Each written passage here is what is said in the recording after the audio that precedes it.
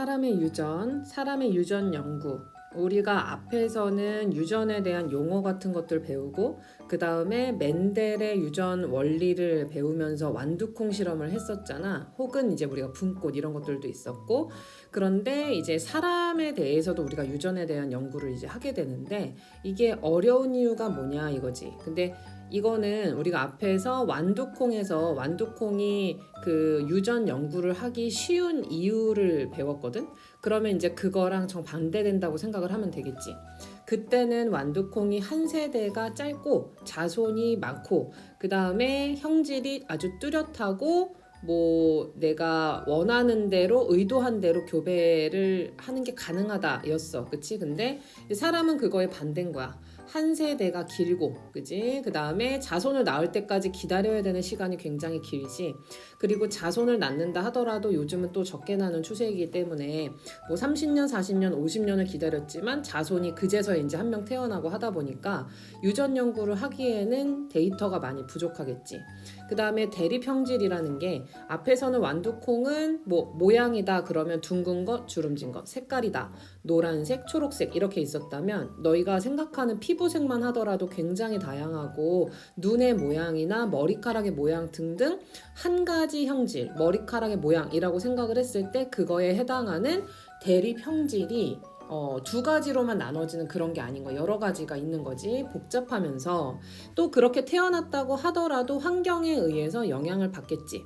그래서 환경의 영향을 받아서 좀 차이가 있을 것이고 또 교배 실험이 의도한 대로도 불가능하고 그지. 그 완두콩은 타가수분도 가능하고 자가수분도 가능한 반면에 사람은 어쨌든 다른 사람을 만나서 결혼을 하고 자손을 낳아야 되다 보니까 그런 것들이 이제 인위적으로 하기에는 어렵다는 거지. 그러면 이런 사람의 연구는 어떻게 하냐? 가계도 조사를 할 수도 있고 그 다음에 쌍둥이 연구, 그 다음에 통계조사, 염색체와 DNA 분석 이렇게 4가지 정도를 사용해서 연구를 하게 돼. 가계도 조사, 쌍둥이 연구, 통계조사, 염색체와 DNA 분석 이렇게 4가지. 근데 우리가 시험에 나올 때는 보통 1번, 2번 정도가 나오게 되고 3번하고 4번은 그 개념이 나왔을 때 너희가 그거에 대한 용어 정도만 알면 되겠어. 자, 가계도 조사가 어떻게 보면 시험의 가장 메인이 되는 건데 특정 형질을 가진 집안에서 여러 세대에 걸쳐서 이 형질이 어떻게 유전되는지 알아보는 거야. 특정 형질을 가진 집안이라는 얘기가 나오잖아. 그러니까 이제 가계도 조사라는 걸 알 수가 있고 내가 눈이 큰 게 우리 아빠가 눈이 커. 근데 우리 아빠는 또 누굴 닮아서 클까? 또 엄마를 뭐 외할머니를 친할머니를 닮아서 커. 뭐 이런 식으로 올라가면서 그 유전자가 어디서 왔는지도 알 수 있고 그 다음에 태어날 자손도 예측을 할 수가 있는 거야. 특정 형질의 우열 관계, 누구랑 만났더니 어떤 애가 태어났다. 이게 우성이구나. 어떤 게 열성이구나. 이런 거 알 수 있고 유전자가 어떻게 전달되는지 아까도 얘기한 것처럼 내 눈이 큰 이유는 아빠한테서 왔는지 엄마한테서 왔는지 외가에서 왔는지 친가에서 왔는지 이런 것들 가족 구성원의 유전자 형도 알 수가 있고 그 다음에 태어날 자손의 형질도 예측을 할 수가 있는 거야. 그럼 가계도 조사를 하려면은 그 가계도를 이제 보기 좋게 표나 그림으로 표시를 해야 되는데 그러기 위해서 이 옆에 나와 있는 것처럼 약속한 게 있어. 일단 남자는 네모, 여자는 동그라미로 이제 보통 표시해. 그리고 이제 그림 문제에서 어떻게 보겠다라는 게 예시가 나올 거야. 그러면 그거에 맞게 하는 게 가장 이제 맞는 거고 이제 보통은 시험 문제 볼 때는 이런 식으로 나온다. 그리고 결혼을 했다라고 하면은 이렇게 가로선으로 연결. 사실 이런 거 보면 너무 당연하게 사실 우리가 알 수 있는 것 중에 하나고 결혼을 해서 자손을 낳았다라는 뜻이 되겠지. 색깔이 다른 것은 서로 다른 대립 형질을 뜻한다. 얘네들은 다른 형질을 가지고 있구나. 다른 표현형을 가지고 있구나. 보라색을 만약에 쌍꺼풀이라고 우리가 얘기한다면 분홍색은 외꺼풀이다 라고 말할 수가 있는 거지. 따라서 만약에 우리가 요 네모를 본다면 첫 번째 네모기 때문에 남자라는 걸 알 수가 있고 그 다음에 두 번째 분홍색이 외꺼풀이구나 라는 걸 알 수가 있어. 또 부모에게는 없는 형질이 자손에게 나왔다면 그 자손의 형질은 열성이야. 부모는 둘 다 쌍꺼풀이 있었거든. 그런데 자녀는 외꺼풀로 나왔잖아. 그러니까 이게 열성이라고 보면 되고 부모님이 우성이라는 걸 알 수가 있는 거지. 알았지? 좀 더 자세하게 좀 이따 한 번 더 할 거고. 자, 쌍둥이 연구는 유전과 환경이 특정 형질에 미치는 영향을 알아볼 수 있다 이렇게 돼 있고, 일란성 쌍둥이와 이란성 쌍둥이가 있어. 이제 그거에 대한 그림은 여기 옆에서 이제 나오게 되는데, 이 일란성 쌍둥이는 정자가 들어가서 난자에 수정을 했어. 하나가 들어가서 수정을 했는데 어떤 이유인지 모르게 어쨌든 얘네가 둘로 나눠지면서 그러니까 두 명의 아기가 된 거지. 그런데 이제 이란성 쌍둥이는 난자가 따로 있어서 수정을 따로따로 한 거야. 그래서 그 안에 들어가 있는 염색체 구성이나 이런 것들이 다를 수 있지. 성별이 다를 수 있는 거지. 일란성은 그거에 비해서 유전 정보가 완전히 일치하기 때문에 성별부터 시작해서 모든 형질이 다 같다고 보면 되겠지. 여러분이 봤을 때 그 일란성 쌍둥이가 완전 똑같이 생겼으면 이제 일란성 쌍둥이인 거고, 쌍둥이라고 했는데 다르게 생겼다 그러면 이란성 쌍둥이구나 라고 할 수 있지. 일란성 쌍둥이는 성별이 항상 같고 아까 말한 것처럼 모든 형질이 같을 수밖에 없어. 왜냐면 그 염색체 구성이 같으니까. 근데 이란성 쌍둥이는 어떻게 보면 여기 따로따로 난자에 들어간 거기 때문에 성별이 같을 수도 있고 다를 수도 있는 거야. 요즘에 이게 시험관 아기 시술을 하다 보면 옛날에 TV에서 다큐멘터리 같은 걸 보니까 그렇더라고. 우리가 생각할 때는 아기를 갖고 싶다. 근데 이제 그것이 인위적으로 자연적으로 되지 않다 보니까 인위적으로 시험관 아기 시술을 이제 시험관 시술을 받아가지고 이제 그 아기를 낳게 되는데, 확률을 높이기 위해서 난자 정자를 수정한 수정란을 자궁 안에다가 그 착상을 시킬 때 하나만 착상을 시키는 게 아니라 여러 개를 착상시키는 경우가 많대. 왜냐하면 그렇게 해야지 성공 확률이 높기 때문에. 근데 만약에 그 중에서 그 수정란이 잘 자리를 잡아서 아기가 크게 되면은 거기에서 쌍둥이가 그래서 많이 태어난다라고 하더라고. 왜냐면 여러 개의 수정란을 착상을 시켰기 때문에 그 중에 이제 태어나면 이란성 쌍둥이가 태어날 수 있는 거지. 자, 일란성 쌍둥이는 만약에 아까도 말했지만 하나의 수정란이 발생 초기에 어떤 이유로든 어쨌든 둘로 나뉘어져서 각각 발생을 하기 때문에 유전 구성이 서로 같아. 그러니까 얘네는 만약에 어떤 차이가 있다면 그 차이는 유전자 때문이 아닌 거야. 뭐 때문인 거야? 환경 때문인 거야. 그래서 내가 전에 버스를 타고 가다가 그런 적이 있어. 버스를 타면 거기에 그 광고 같은 게 붙어 있잖아. 근데 그 광고에 뭐가 있었냐면, 두 명의 남자가 있는데 한 남자는 머리가 굉장히 풍성하고 한 남자는 거의 이제 머리가 많이 벗겨지신 거야. 머리숱이 많이 없으신 거야. 그러면서 이 사람이 일란성 쌍둥이다. 쌍둥이인데도 어떤 사람은 머리가 풍성하고 어떤 사람은 머리가 많이 없는 거야. 근데 그 이유를 뭐로 보는 거냐면 뭐 과도한 스트레스 이런 것 때문일 수 있다는 거야. 그러니까 자기 한의원에 오면 이런 것들을 치료할 수 있다. 이런 거에 대한 광고였어. 그 얘기는 뭐냐면 이 일란성 쌍둥이 완전히 판박이처럼 생긴 이 사람이 이렇게 머리가 많고 그 다음에 탈모로 고생을 하는 이 이유는 뭐 때문이다? 유전자 때문이 아니라 환경 때문이다. 여러분이 그 마음 안에 스트레스를 더 많이 받는다던가 하는 그런 요인이 있으니 우리 한의원에 와서 그것을 치료하여라. 이런 이제 뜻인 거지. 그러니까 이런 뜻은 이 일란성 쌍둥이의 어떤 차이는 뭐 때문이다? 환경 때문이다 라는 것을 알 수 있는 그런 그 광고였어. 근데 이란성 쌍둥이는 다른 수정란이 동시에 이제 발생을 해가지고 그 유전자 구성이 서로 다른 거거든. 내가 혹시 몰라서 지금 갑자기 생각이 나는 건데, 여기서 발생이라는 거는 우리가 앞에 영상에서 배웠어. 사람의 발생이라는 게 너네가 이걸 읽으면서 발생한다고? 사건이 발생하는 것처럼 그런 발생이 아니지. 앞에서 배울 때 뭐라고 했어? 수정을 해서 하나의 개체로 성장하기까지 걸리는 그 과정을 발생이라고 얘기했잖아. 수정란이 서로 다르게 성장해서 하나의 개체가 됐다 이거야. 그러니까 얘네는 유전자 구성이 서로 다를 수밖에 없는 거지. 어떻게 보면은 이 이란성 쌍둥이는 선생님도 이제 동생이 둘이 있단 말이야. 여동생 남동생이 있단 말이야. 근데 이제 동생이라고 하는 이유는 선생님이 먼저 태어나고 나중에 우리 동생들이 태어난 거잖아.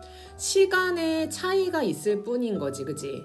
이란성 쌍둥이는 같이 태어날 뿐이지 아예 그냥 다른 유전자 구성인 거야. 선생님과 여동생이 혹은 남동생이 서로 다르게 생기고 다른 형질을 갖는 것처럼 아예 이제 별개의 거지. 그래서 유전자 구성이 서로 달라. 가족이니까 닮을 순 있지. 근데 얘네가 차이가 난다면 뭐 때문이다? 얘는 유전일 수도 있고 환경일 수도 있는 거야. 이란성 쌍둥이의 차이는 유전과 환경의 영향이 두 가지가 다일 수 있는 거고, 일란성 쌍둥이는 뭐 때문이다? 환경 때문이다. 이렇게 이제 알 수가 있지. 그래서 그거에 대한 실험이 여기 밑에 있는데, 실험이라고 말하기 좀 그렇고 조사를 했겠지. 쌍둥이 연구를 했어. 가나다라는 그 쌍둥이, 일란성 쌍둥이가 있었는데, 가와 나는 같은 환경에서 자랐고 다만 다른 환경에서 자랐을 때 가하고 다는 이제 키하고 몸무게가 다음 표와 같다, 이렇게 돼 있는 거야. 우리는 일란성 쌍둥이라는 이 말을 보고 아, 얘네는 유전자 구성이 서로 어떻다? 같다라는 걸 알 수가 있지. 같은 환경이든 다른 환경이든 어머 세상에 키가 거의 어때? 거의 비슷하지. 따라서 키는 뭐다?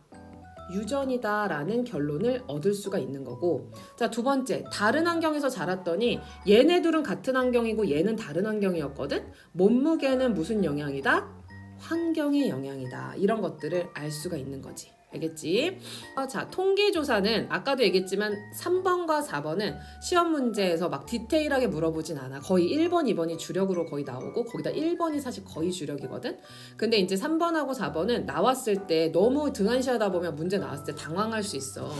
특정 형질이 사람에게 나타낸 사례를 가능한 한 많이 수집한다고 돼 있지. 이 가능한 한 많은 사례를 수집한다는 이 말에서 꼭 가족이 아닐 수도 있는 거야. 이 통계조사라는 건. 우리가 가계도 조사는 뭐였어? 어떤 집안에 대해서 하는 거였잖아. 근데 이거는 많은 사람들을 수집을 하고 말에 나와 있지. 자료를 통계적으로 분석한다라고 되어 있잖아. 그래서 통계조사구나 이렇게 알 수가 있고, 형질이 유전되는 특징, 이 가계도 한 집안뿐만 아니라 이게 전체적으로 봤을 때 아, 이런 형질은 이런 특징이 있구나. 그 다음에 유전자의 분포는 어떻게 되어 있는지 밝힐 수가 있는 거지. 자, 4번 염색체와 DNA 분석. 염색체 수와 모양을 분석해서 염색체 이상에 의한 유전병을 진단할 수 있고, DNA를 분석해서 특정 형질에 관여하는 유전자를 알아낼 수 있다. 디테일하게 보겠다는 거야. 위에서는 우리가 막 표를 만들고 유출을 하고 이랬지만 실제로 우리 몸 안에 있는 뭐 조직이나 이런 것들을 검사해가지고 염색체 DNA를 실제로 확인을 하는 거지. 자, 상염색체 유전, 그 다음에 성염색체 유전, 우리는 그 두 가지를 배우게 될 건데, 상염색체는 기억이 날지 모르겠어. 우리 몸 안에 염색체는 사람 같은 경우에 46개, 즉 23쌍이 있었어.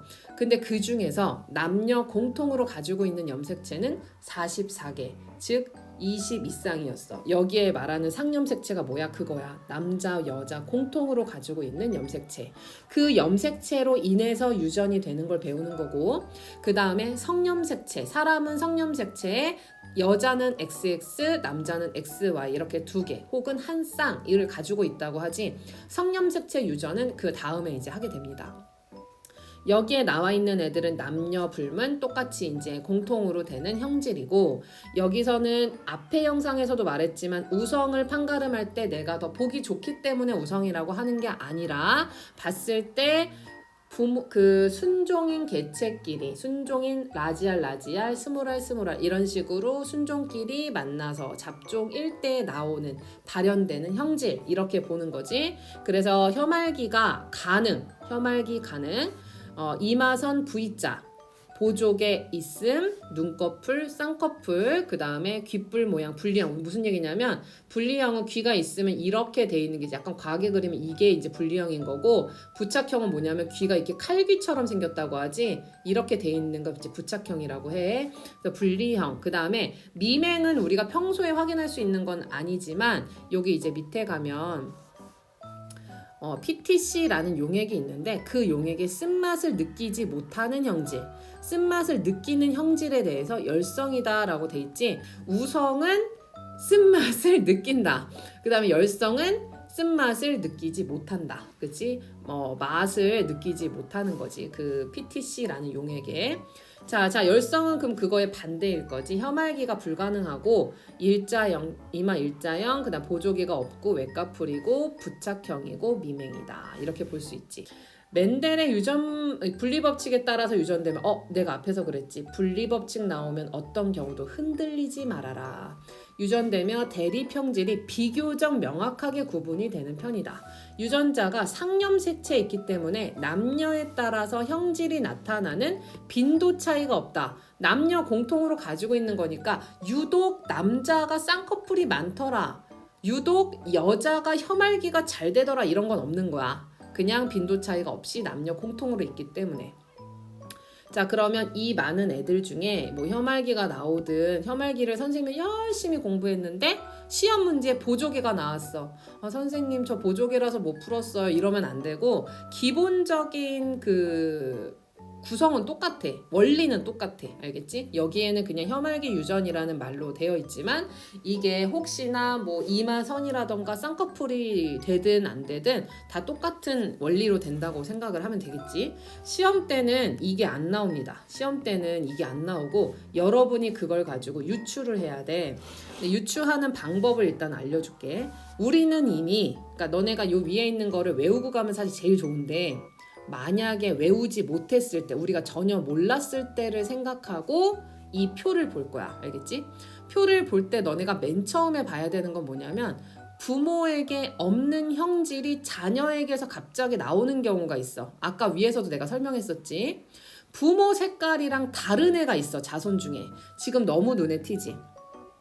그러면 이 표를 봐. 혐알기가 불가능한 여자라고 되어 있지. 동그라미니까 당연히 여자일 거고 혐알기가 불가능해. 부모에겐 없는 거잖아. 그러니까 혐알기 불가능이 뭔 거야? 열성인 걸 알 수 있어. 여러분이 위에 있는 표를 외우고 가면 어느 정도 기반이 되니까 편하게 풀긴 하겠지만 모르더라도 부모에게 없는 형질이 나타났다. 그럼 뭐다? 그 사람은 열성이다. 근데 우리가 열성이 발현이 되기 위해서는 이 안에 있는 유전자 구성도 다 스몰이어야 돼. 다 스몰이어야 돼. 그래서 그걸 하나 알 수 있어. 그 다음에 두 번째, 부모가 잡종이다. 이 말을 하면 사실 말할 때마다 내가 뜨끔뜨끔해. 나도 부모지만, 그치? 여러분이 어디 가서 이제 선생님과 수업한 걸 얘기를 하면서 엄마, 내가 이런 형질을 가졌는데 이게 열성이래요. 그럼 우리 엄마 아빠는 잡종이래요. 이렇게 얘기하면 상처받겠지. 알겠지? 이거는 생물학적인 용어라서 선생님이 얘기를 하는 거야. 잡종이라는 거는 아주 우리가 생각하는 그런 뭐 약간 좀 이게 잡스러운 그런 느낌이 아니라 유전자 구성이 이렇게 섞여 있다라는 뜻이야, 여러분. 자, 그래서 얘도 이제 라지랑 스몰을 다 가지고 있다라는 거 알 수가 있어. 알았지? 부모에게 없는 형질의 스몰 쓰고 그 다음에 부모를 섞인 유전자 구성으로 쓰시면 됩니다. 됐죠? 그래서 기본적으로 표가 나왔을 때 얘네부터 먼저 완성을 시키는 거야.